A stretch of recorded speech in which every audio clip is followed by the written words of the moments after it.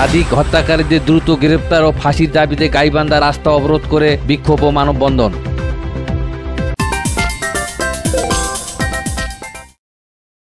আসসালামু আলাইকুম। এমকে টেলিভিশনের নিয়মিত সংবাদে আপনাদের স্বাগত জানাচ্ছি আমি আশুরা খাতুন নদী। শুরুতেই শুনলেন সংবাদ শিরোনাম, এখন ডেস্ক থেকে বিস্তারিত।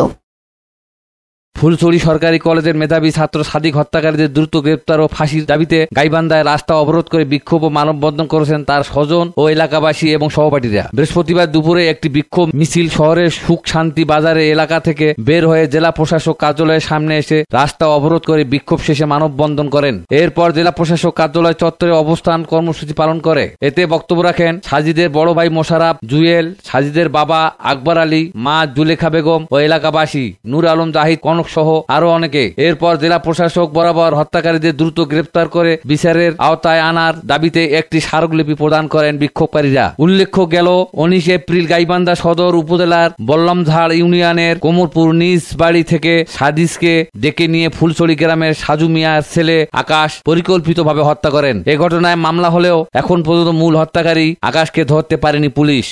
Mahfuzul Islam Masum, news desk, MK television. শেষ করছি এমকে টেলিভিশনের নিয়মিত সংবাদ। এতক্ষণ সাথে থাকার জন্য সবাইকে অসংখ্য ধন্যবাদ।